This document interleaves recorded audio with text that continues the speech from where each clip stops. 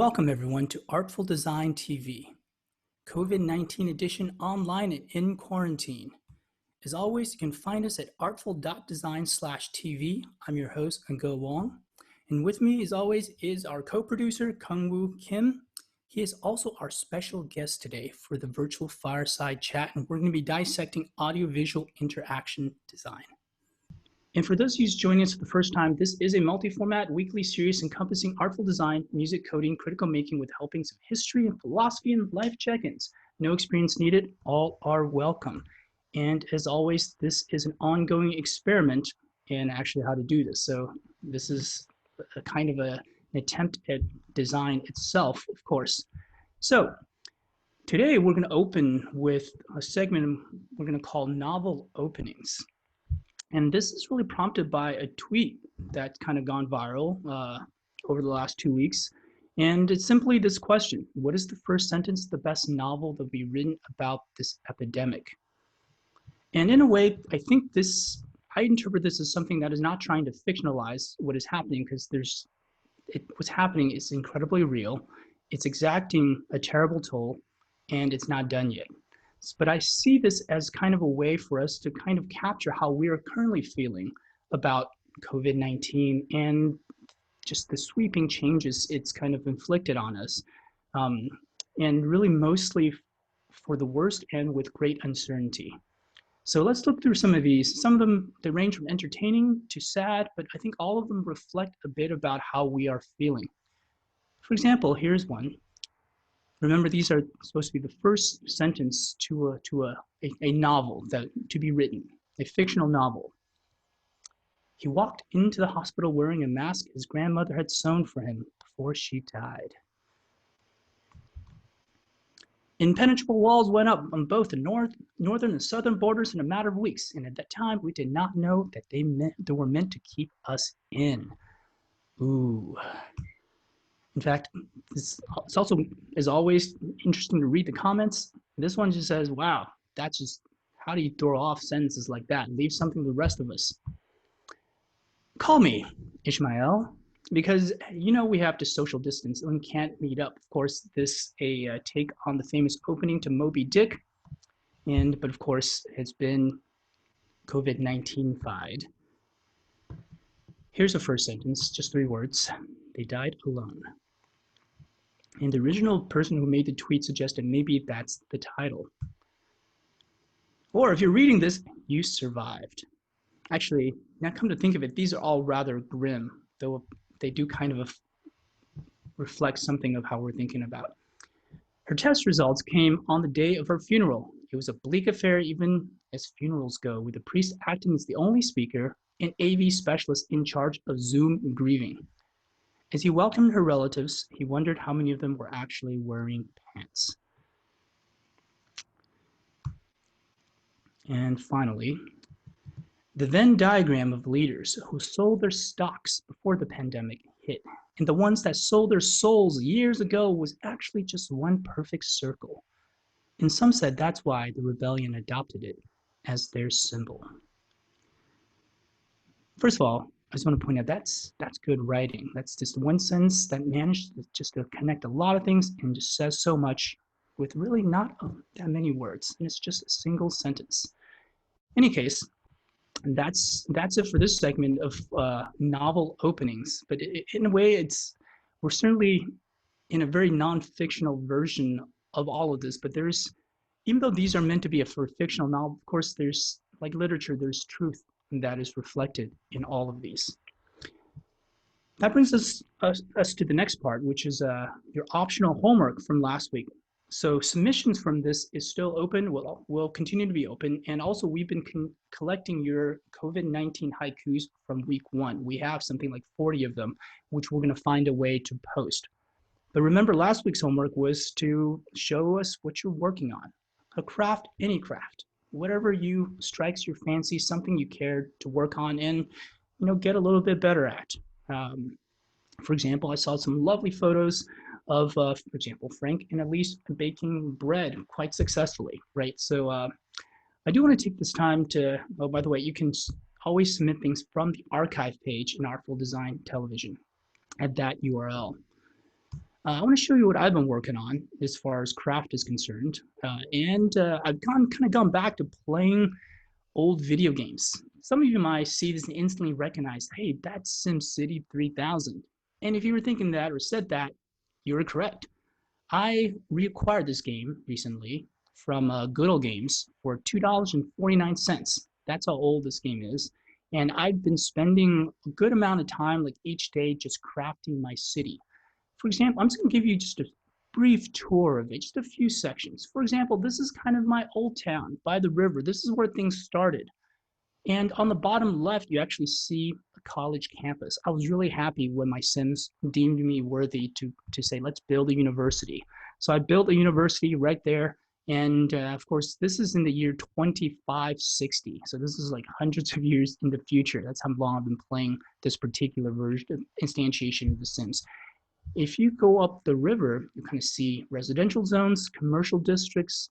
You'll see really kind of all kinds of, police stations, fire stations, hospitals, schools, colleges, museums, and libraries. I built a lot of libraries and museums and schools because I just feel like, one thing my Sims got to have, it's got to be education. And that's the highway.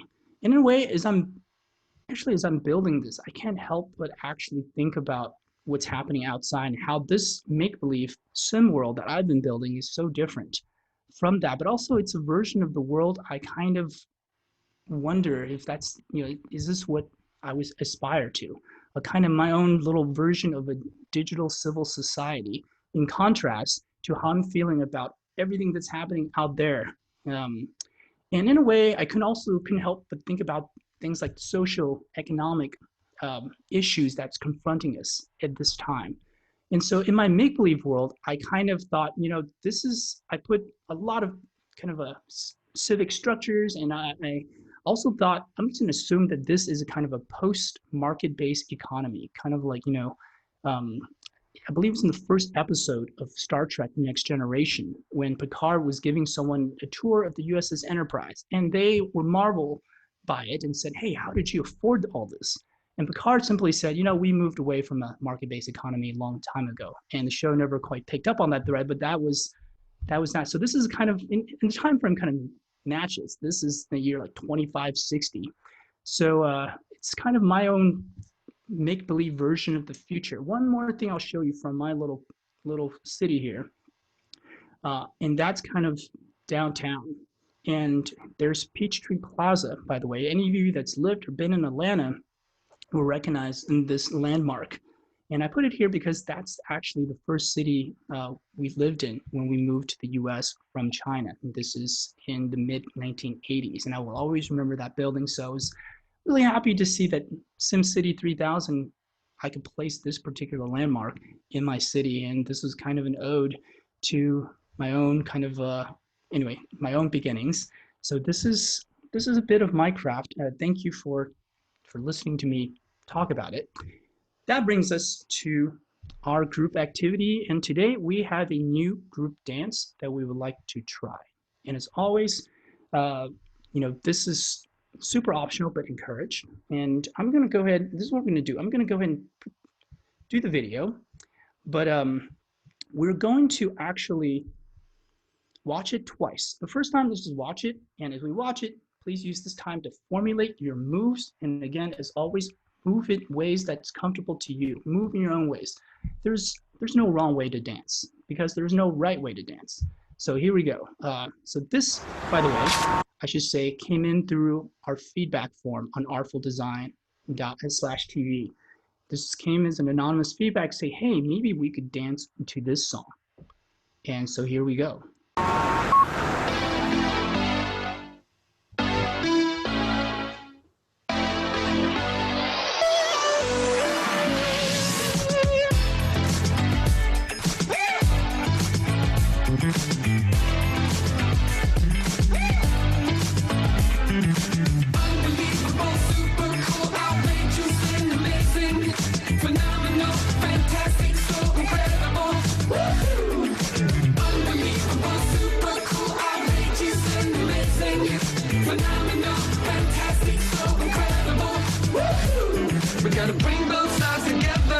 Like champagne and leather, like birds of a feather, we'll fly. Like rain on a Sunday day, like $1 million that you're giving away. Like a stray dog on the freeway, we'll fly. Whoa! Cause we are like a team, living inside a dream. You and me doing the thing, and we'll fly. Unbelievable, super cool, outrageous, and amazing. I'm going to take it through this first refrain.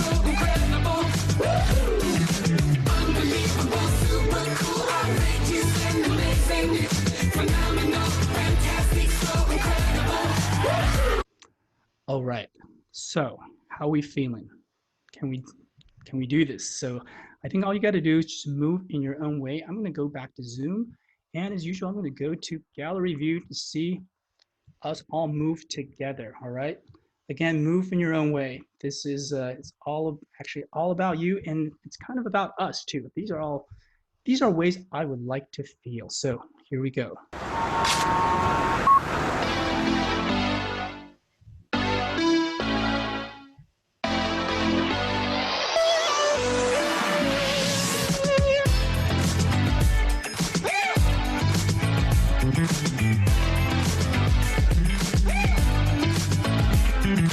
Unbelievable, super cool, outrageous, and amazing.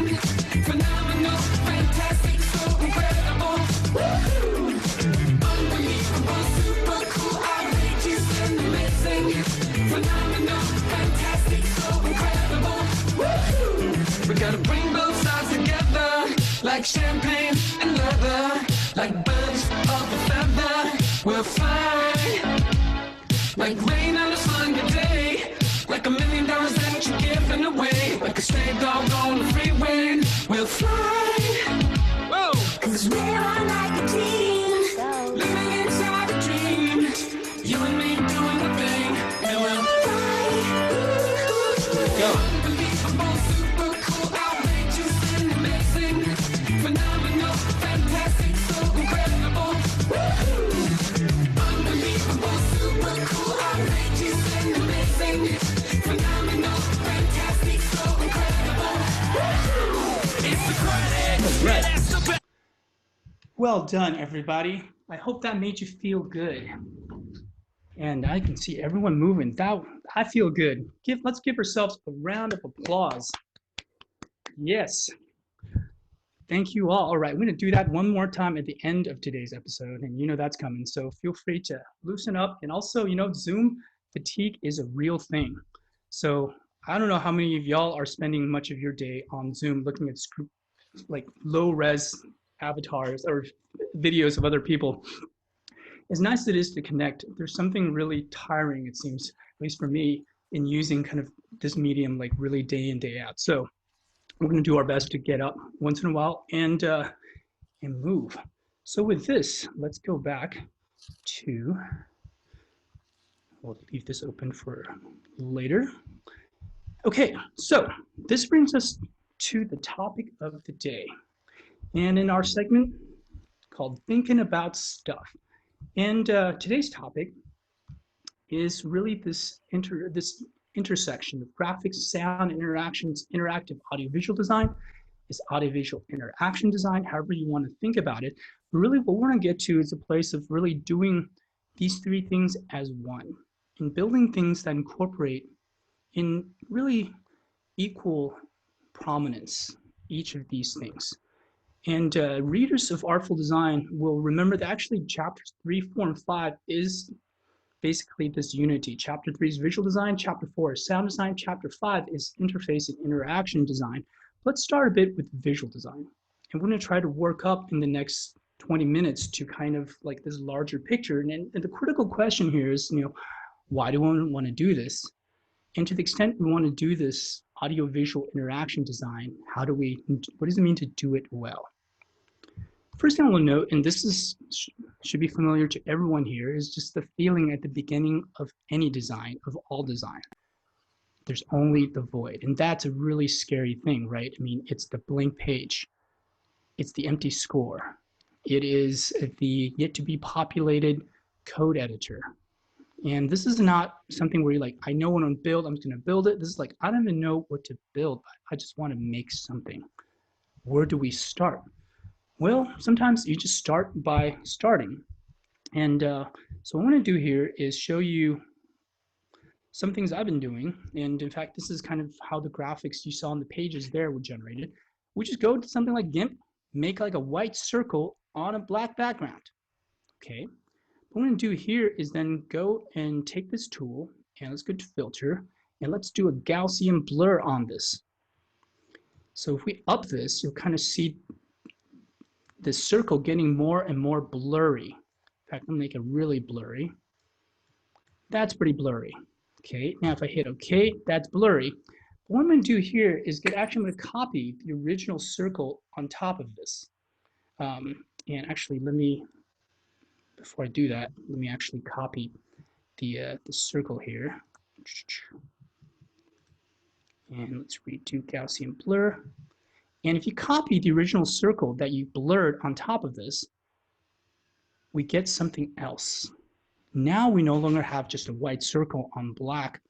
We have a thing, a orb of light, like the glow on the outside of this with now the hard edge of the white circle actually makes this feel like it's something else. It's no longer just an abstract shape, but this is an entity, an artifact that could potentially exist if only in our mind, right? We look at this and we're like, we can work with that.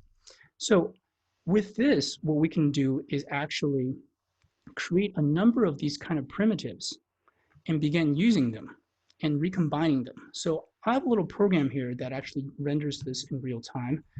Let me try to run that. So for example, what we see here is one such flare. This is just exactly created in that way, just blurred, Gaussian blurred. But of course, if we render it in computer graphics, we can start doing things to it. We can actually change the color. We can kind of make it move. And we can also create rings. Check out this ring, especially as it kind of slowly approaches us, right? And I don't know how this is looking through Zoom. So I'm going to try to go a little slowly for the compression, any compression artifacts to kind of maybe die out. But in this case, we've now went from just like a circular band to something like, I think of this as kind of a heavenly donut, right? And other particles can apply as well. These are all kind of made with just these simple primitives and composited, and you can have many of them. This is with 500 such blurry particles that's additively blended on top of one another. And if we were to kind of look at the side of this thing, you'll see it's just layers and layers of particles.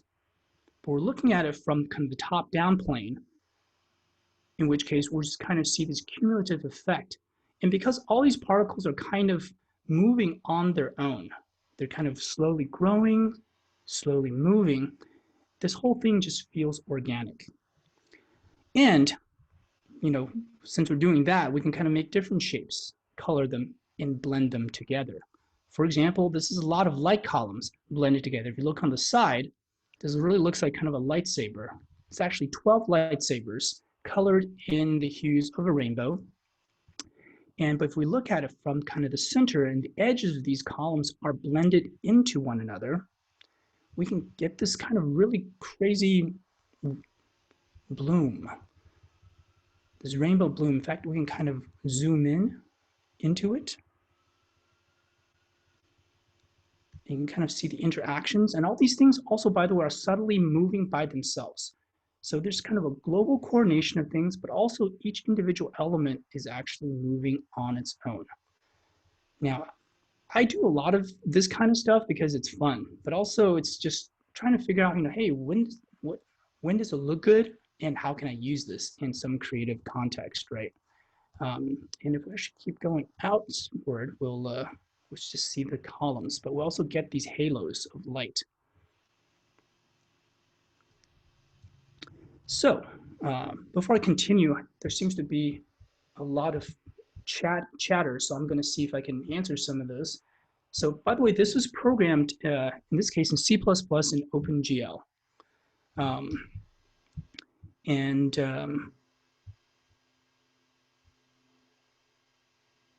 yeah, so I will continue. Feel free to post questions, comments as we go.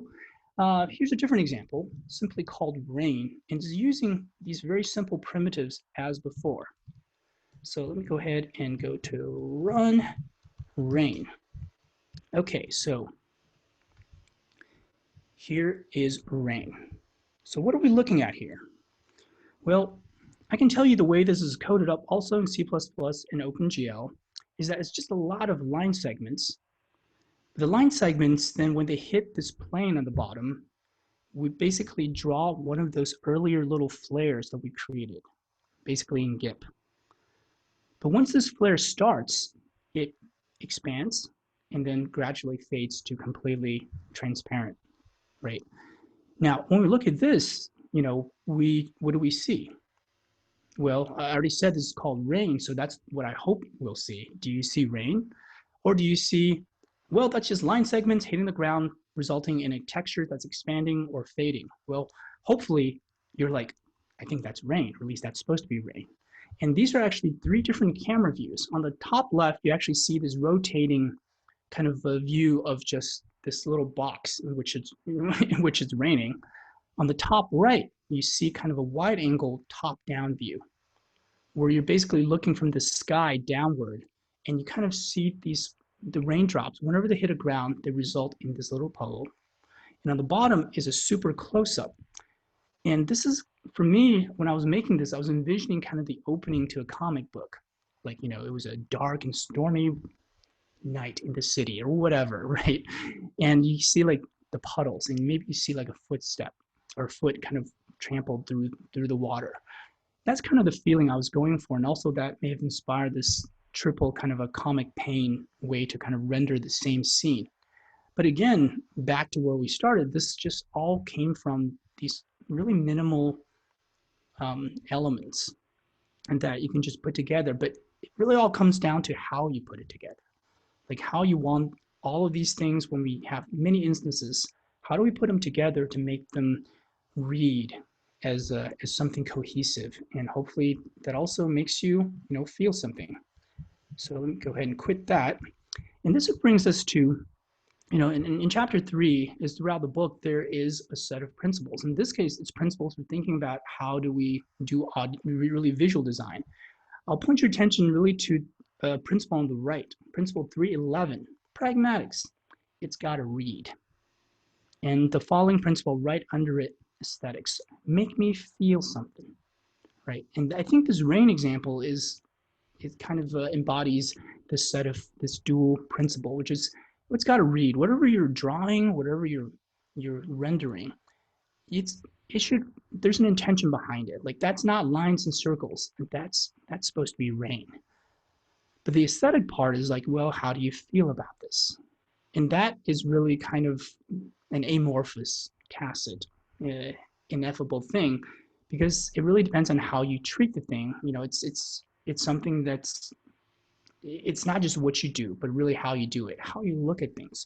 That's why there are 3 different camera angles, each of which is looking at the same scene in a different way. And I think each one evokes a different sentiment. You see this just volume of rain, you're like, I think that's a computer graphics rendering of a volume of rain. But if you look from the sky downward, you get this more global sense. And if you zoom in to the puddles as the raindrops hit the ground, that's supposed to be a different feeling. So in a way, these are the principles that I've been working with certainly in trying to do visual design. And here's one more. This one is simply called bokeh, and it's again that exact same puddle texture that we saw in rain, but in this case we just have 500 of them. They've been colored. They're each expanding and kind of contracting at their own pace, and they've been additively blended together. And what this creates is kind of a shimmering effect. I hope this comes across okay in Zoom. I think it's moving so fast that the compression is really trying to keep up, and it's probably lowering its own quality. to do so, but I hope you get the general sentiment, which is that these are not 500 circles kind of moving. This is a shimmering stream of light, maybe water, and the like all the white kind of overblown, overexposed part is actually where there's a lot of overlap through the additive blending in this case. But the shapes of those are changing in ways that seem to be rather organic, do they not? Right? And that's kind of the effect here, is that, wow, we always started with was just circles with different kind of, transparency, but we have a lot of them randomly placed throughout, and we randomize kind of the rate at which they are, kind of oscillating, and make sure they're additively blended, and suddenly we get something else. This reads as more than circles, but as something else. So, so that's a bit about, kind of how some of these designs come about, and here's something that actually was an assignment in Music 220B. That's my compositional algorithms class. This is something we did like 10 years ago, and this is a cellular automata. And I'm also bringing this up because sadly on Saturday, the great mathematician John Conway passed away, and yet another life claimed by COVID-19. And he's known for many things, but perhaps the single most iconic thing he'll remember for is the game of life, or simply life. And in the game of life, it's a cellular zero-player game. It's a cellular automata with a simple set of rules that, in a way, mimic life, right? And so, actually, so this program is something that a visualization I made like 10 years ago, in which we can kind of arbitrarily, graphically simulate a cellular automata. So here's a 32 by 32 grid, and the rules. Oops, let me actually do a. So for example, like we can have these cells. They're either alive, that's black, or they're dead, that's white. But then we can simulate them according to a set of rules. This is actually a well-known pattern. I believe that's the spaceship. In order to kind of, by the way, every time it's changing, that's just this cellular automata moving to the next state according to the 4 rules that's governing how cells live and how cells die. And in a nutshell, if a cell is overcrowded, it's going to die. If it's underpopulated, it's going to die. But new cells can be born as by reproduction given the right conditions. And if we were to kind of move this kind of automatically, you kind of can see the spaceship zooming kind of through the grid. And I'm going to cut that. Whoops. Here is a glider. Right. And so for those, some of you might be quite well familiar with cellular automata, but for those of you who might be encountering this for the first time, you can kind of see the rules here. For example, these are in C++, the rules for the kind of the classic game of life rules for 2D cellular automata. Any live cell with fewer than 2 living neighbors dies. Right, so that's that one. Second rule, any live cell with more than 3 living neighbors dies. That's overpopulation. Any live cell with 2 or 3 live neighbors lives unchanged. That's kind of an equilibrium. Any dead cell with exactly 3 live neighbors come to life. That's reproduction. Right? And there are different rules you can apply to this. And in fact, in this visualization, you can kind of make really big, like this is a 128 by 128 cellular automata. We can kind of seed it with just random cells, but then we can kind of let it grow. I'm just kind of pressing a key to say, advance the next state. You kind of see order starts forming, or at least some semblance of order. Or just animate it, this thing just keeps going. And also there's states that are kind of, at least patterns that are in equilibrium. For example, a kind of a square, a 2 by 2 square of live cells are not going to change unless there's something that can come in contact with it and changes that system. The other things that kind of just oscillate. With this though, let's do one more thing. And by the way, this software is called Calories because it's cellular automata, but then I wanted it to also like, I don't know, I like food, so I just called it Calories. It's one of those things where, well, those of you that know me know that I name things in ways that just don't make any sense. I'll thank that to Perry for teaching me this art of naming things. But let's do a cellular automata that is actually in 3 dimensions. So what I'm going to do here is a 3-dimensional cellular automata.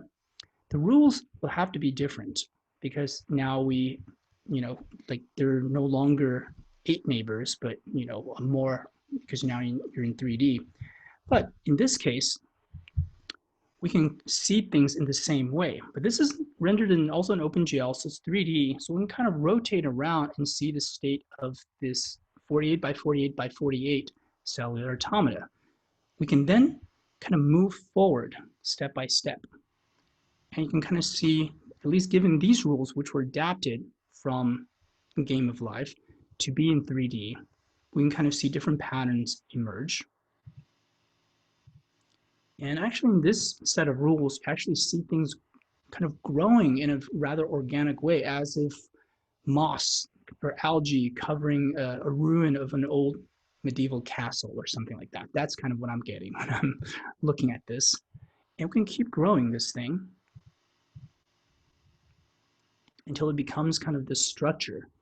And you can even zoom in to this thing and fly into the cellular automata and kind of look at it from the inside.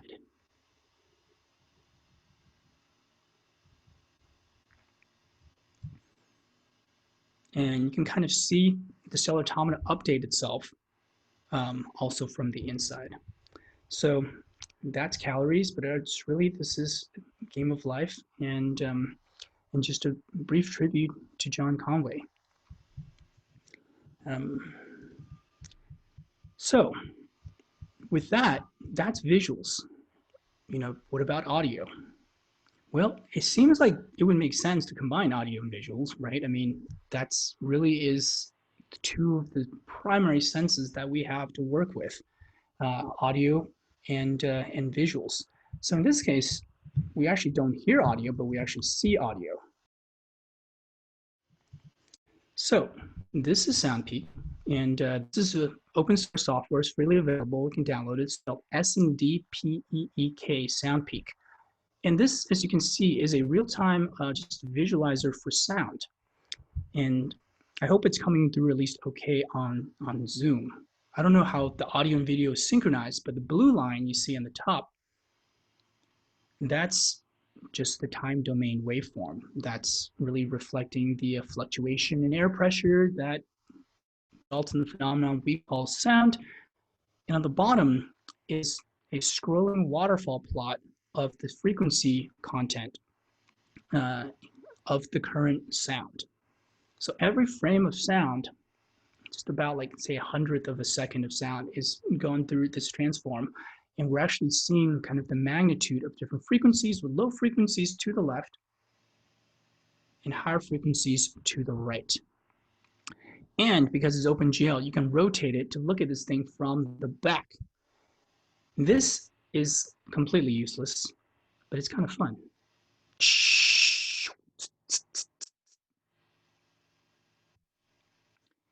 Oh, right. So that's SoundPeak. And again, this is where I already started incorporating some audio into this.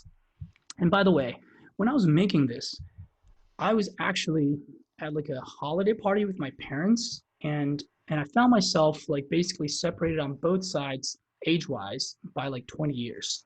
There were my parents and their friends, and then there were like kids who were like 7-year-olds. And they kind of, these two groups kind of did things on their own. I was left alone on the couch to code. So I was like, okay, I'm gonna make kind of keep coding on this visuals, and that's was like, I don't know, it must have been like 15 years ago. But when I kind of got it working, I said, hey kids, check this thing out. And very quickly they learned that, oh, if they yelled into this thing, that changes the graphics. And they kind of started learning about the rules. If they yell louder, more things happen. If they yelled in a higher pitch, then different things would happen. They would actually see different spikes appear on the bottom. So this resulted in like a shouting contest, and then just a see who can scream in a higher pitch contest, with very little input from me. And it was just, I watched the Great Glee until, the adults came in and like shut this whole enterprise down. But that taught me something. That's like, we are naturally drawn to things that respond to us, that are interactive, and that also engage our senses, the visual and the audio. So in Artful Design, at the end of chapter 3, is a software that was made by Jun Oh and myself back in 2011. And it's a software called Converge. This is what we think of as, I've been calling it like the most depressing photo album software of all time, because that's what it is. I'm going to briefly show you what Jun and I built. And so the way we did this is we made a little app, and we gave the app to our friends and other people who our friends knew, and they just kind of, using this app, uploaded to us just photos they've taken from our everyday life, and also with a little bit of sound recording. And the app geotags it, time tags it, and then sends it to us in a database. So if this works, what we should see here is this photo album software, which is kind of not your conventional photo album software. This is not iPhoto. This is not, kind of a list-based thing. You're kind of swimming in the sea of images. And in a way, this is kind of a metaphor for just kind of our memory, right? And this is a kind of a metaphor-based tool. And because it's a memory, the metaphor is taken to be like, hey, this is actually more our memory. It's a swirling sea of shards, of fragments. And each of these fragments are actually just the actual fragments of the photos that we saw previously. Now, what we could do here is then to zoom in and just randomly select one. So this one, let's see, had a comment, pomegranate behind the knoll being karma. And someone saw kind of a pomegranate behind karma. Now, this, if you look at the time on top, this says this moment happened 9 years, 7 months, 24 days, 3 hours, 17 minutes, 40 seconds, 41, 42, 43 seconds ago, right? Now that's why this perhaps is kind of depressing, is because I think this is saying this moment is forever getting farther away from us. It's forever receding. We'll never be as close to this moment as we are now, right? And certainly in this time of COVID-19, even like 3 weeks ago seems like a lifetime ago, right? Think about when we could just face-to-face actually meet and, I don't know, share like a coffee together as friends. And now, that seems like a worlds ago. But this is kind of what this software is trying to do, is to kind of not only this tool to access your photos and store it, but to really give you a context. In this case, it's time, right? Here's another one. Darling Harbour in Sydney. This was, I believe, for a conference, NIME, in like 2011 or 2012. This must have been 2010, I guess, 10 years ago, right? And at the bottom, it's 19,000 kilometers away from here. And here, by the way, in this case, is actually hard-coded to karma. So that's actually 19,000 kilometers away from karma. And there are moments where suddenly memories just kind of flood in. And you can see kind of just the entire database flash before your eyes. Right. And night can turn to day. I'm hoping at least some of this is coming through in Zoom. And we can actually turn on a little bit of blending. You get little trails off of these particles. And if we zoom out and you just let things take its course, you actually see all of this forms this spiral. And the reason I do that is because in here, the way they swirl is according just a symbol. Actually, it's Kepler's third law of planetary motion. Things that are rotating around a body gravitationally is going to move proportionally faster than if you're outside. So things towards the middle of this is actually going to rotate faster, and this creates this organic feel. And it naturally just puts it into a spiral arms kind of a formation. And in a way, this becomes kind of a shared galaxy of all of our everyday memories. And that's what June and I were going for, was actually we wanted to not to kind of honor the everyday moments, not the spectacular, not the things that you're like, okay, well, I graduated, I got a job, I got a promotion, I got an award, I did this, I won this, or no, this is like, I got coffee, or like I'm listening to the lawnmower outside. And which are things I think during, well, these times that we find ourselves in right now, perhaps it is that. It's a sequence of really ostensibly mundane, unremarkable moments. But if you think about these moments in a different lens, sometimes they're not that mundane. They're actually, well, you realize sometimes that, well, that is life. Life is a sequence of these moments, which may feel mundane in the moment, but wow, if we look back at it through a certain lens, then it's something else. So all of this can converge to a single point. You can blow it up again. And by the way, this is all live software, again, written in OpenGL and C++. I'm actually controlling this on my computer right now using the keyboard. We can go ahead and reform. So when June and I performed this as part of the Stanford Laptop Orchestra, there's also a sonic component, which we do not hear here. I mean, that in the sonic component, we're taking the sound recordings that accompany these photos, and we're warping them in a kind of an audiovisual blender for the sounds and images of everyday life. And you can kind of reform these things back together.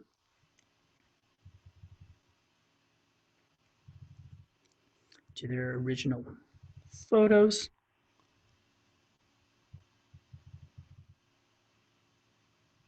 You can blow them up again, and when we perform it, the piece ends when we just have this big ball of memories. And this ball recedes into the distance. Where it goes, we do not know. So that's Converge. As I said, it might be the most depressing photo album software of all time. But I think that therein lies the question, why don't more of our tools make us feel more? Why don't software make us feel more? And this is, I think, a software that we created to try to make us feel. One last thing before we go to our special guest today, and that is Ocarina. So we went over this briefly in the first week, but here, if we look at Ocarina in terms of its audiovisual interaction design, we see that Ocarina in app form really is trying to be exactly this unity of graphics, of sound, and interaction. And the graphics, you can see, is actually made from different layers of the same simple elements that we started this session with. And they're kind of put together, but they animate differently, because when you actually press down on a button on the screen, some particles will expand while others contract. What that gives you is the sense that, hey, this thing is kind of alive, and it's responding to my touch, right? So let me see if I can give you a. So for example, you see that's kind of the, that's what it looks like. But when I blow into it, all the particles that's swirling around actually lights up. And when I press my finger on the button, you'll see some things expand and the inner circles actually contract. And what that does is that it tries to give you the sense that whatever is happening here, this is meant to be responsive. And it's responsive because it helps you to feel that this is a physical object. It's responsive also because this is an instrument you hopefully can learn to play and in your own way.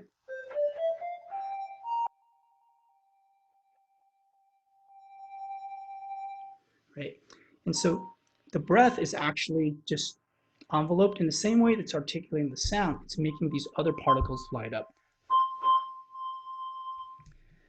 So that's, in a way, in ocarina, that's kind of this, at least for me, one particular instantiation of having audio, sound synthesizer, graphics, and kind of how things look, how things animate, how things move, and then the interaction. And that's how you actually play the thing. You blow into it, you hold it like a sandwich, you move your fingers, and you tilt it. So with this brings us to our virtual fireside chat. And let's see, is my screen sharing on? Kunwoo, how are you doing? Hello. So Doing once well. again, Kunwoo has been our tireless co-producer, co-organizer, and of course today our special guest.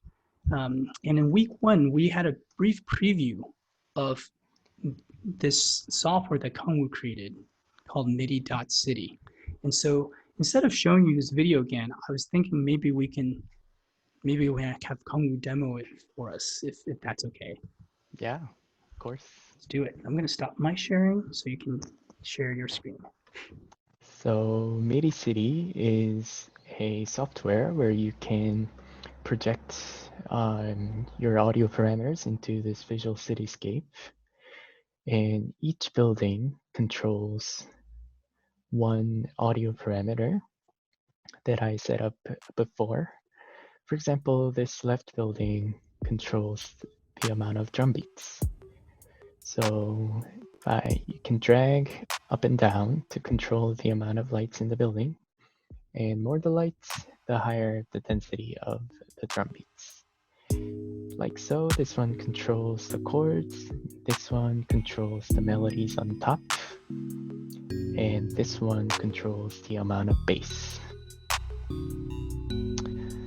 And these middle two buildings are also mapped to control an audio parameter. For example, this low one controls the overall volume of the piece. And so let's keep it low for now. Then this Ferris wheel controls the tempo of the piece. So if I rotate it and make the Ferris wheel go faster, the music goes faster. So let's put it up a little bit. And as you can see, as there are more lights in the city, there are more objects that appear. So you can see trucks, cars, and planes. And the overall, as the music gets more dynamic, the city gets more vibrant. And you can go to the moon. There are rabbits that controls the granular synthesis component of the piece. So it actually produces grains of trains. And this blue one controls volume, and this red controls the timbre. Let's keep it a little bit in the background. And last but not least, you can summon UFOs that enables you to do a mini performance. So I'm hitting right now on my keyboard to play these notes. So you can have some kind of improvisation session.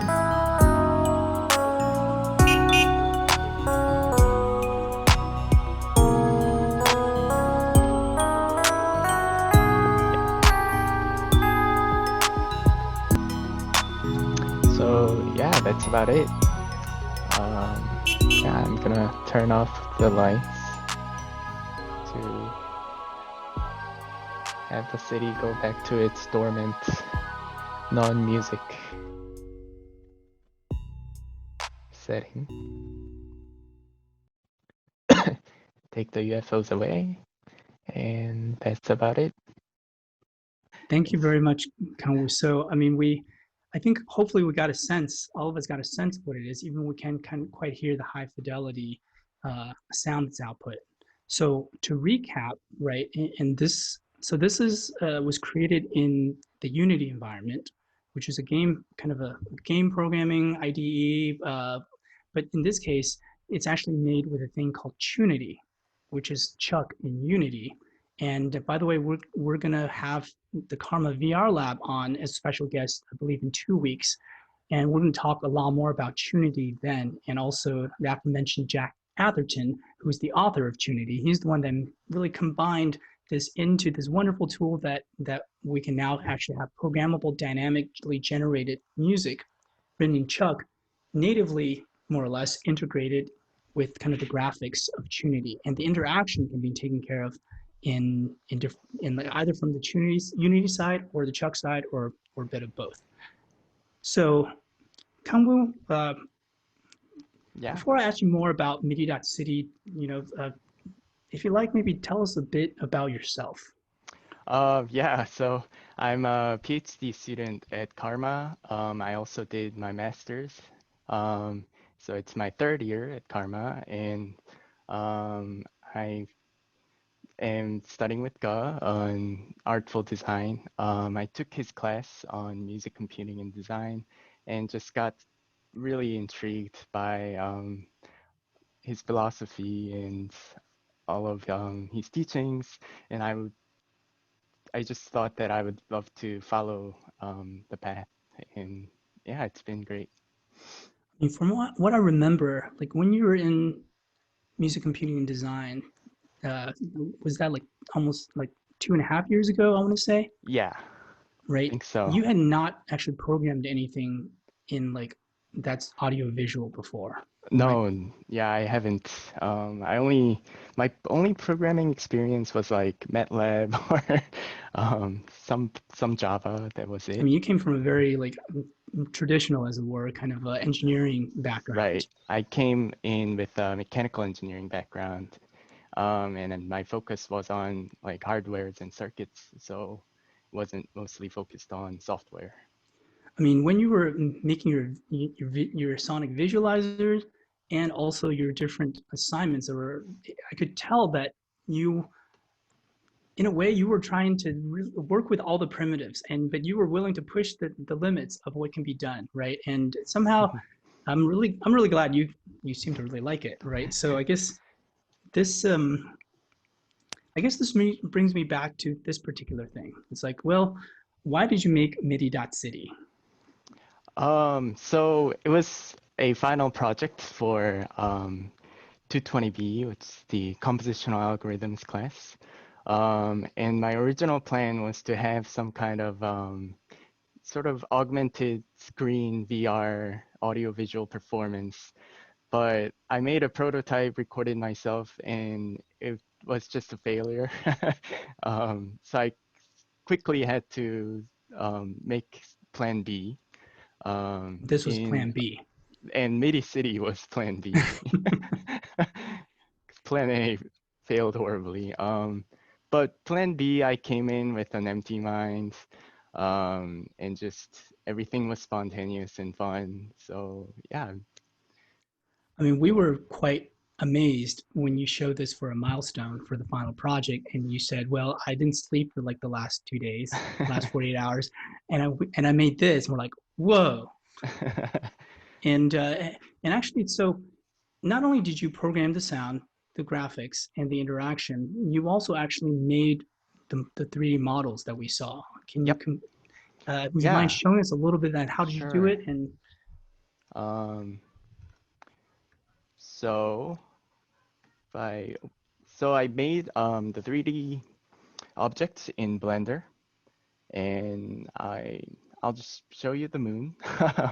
So this is how I modeled it. Um, and as I model 3D objects, I have to think about what the interaction is like. So for example, this arm, I made the pivot to the bottom so that it rotates.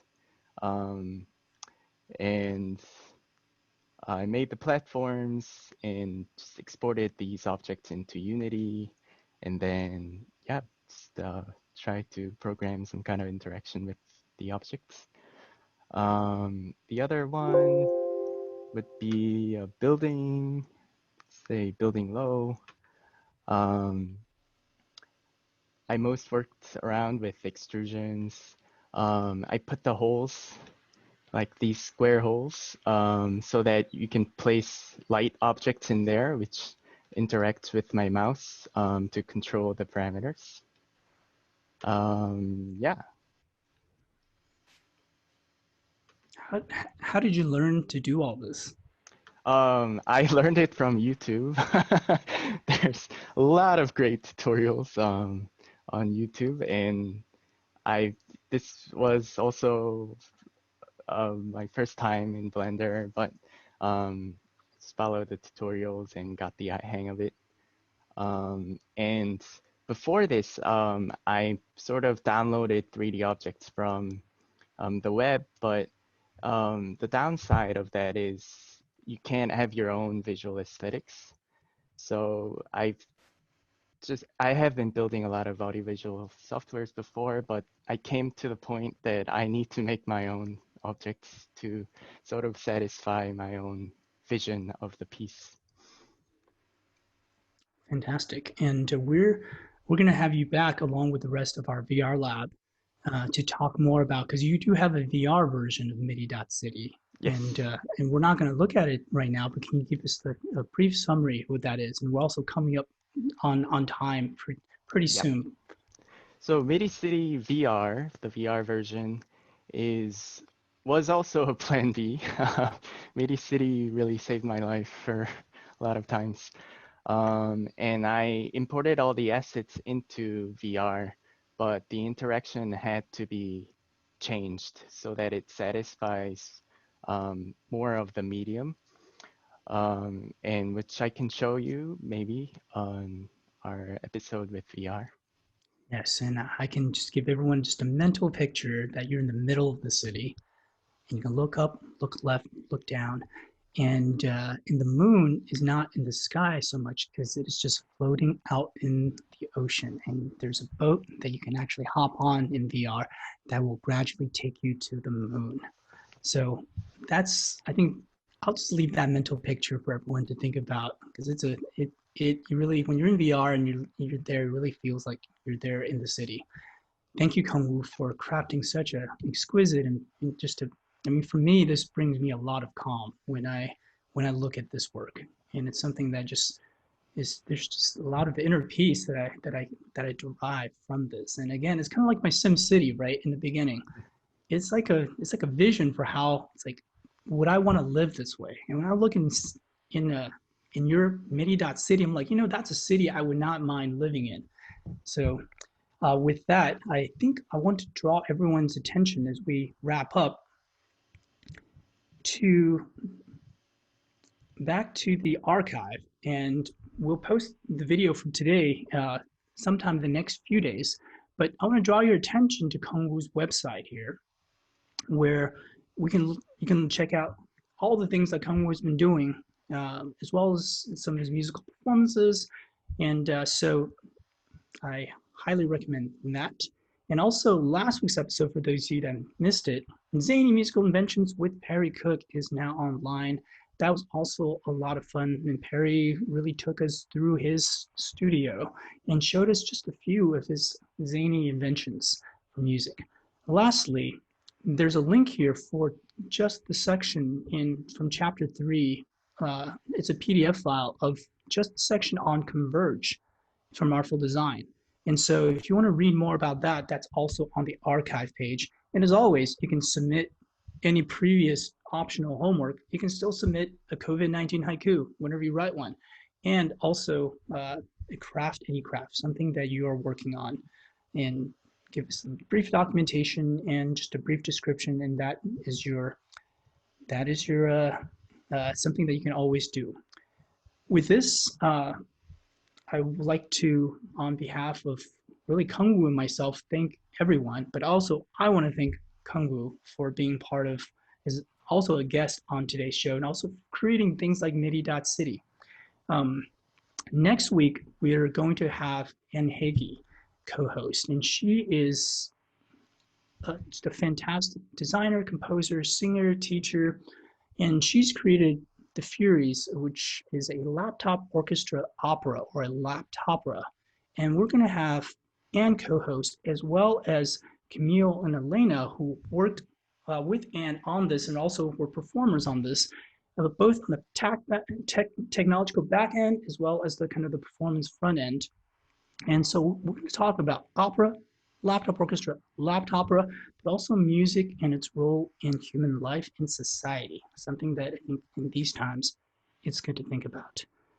And so with this, I want to thank everyone. And as always, we value your feedback. So again, on the archive page, kind of get everything from really the archive page or just the regular TV page. There's this link again to give us feedback and how we're doing. Now we would like to ever improve, and there's always things to improve, of course. And so with that, before we outro with our dance, see y'all next week.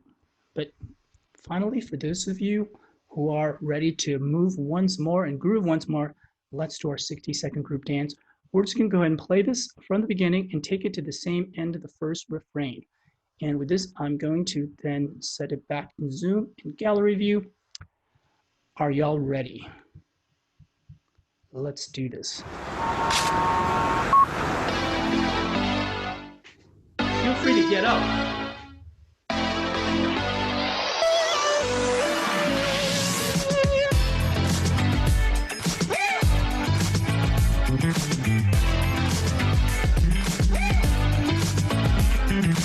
Unbelievable, super cool, outrageous and amazing, phenomenal, fantastic, so incredible. Woo! Unbelievable, super cool, outrageous and amazing, phenomenal, fantastic, so incredible. Woo! We gotta bring both sides together, like champagne and leather, like birds of a feather.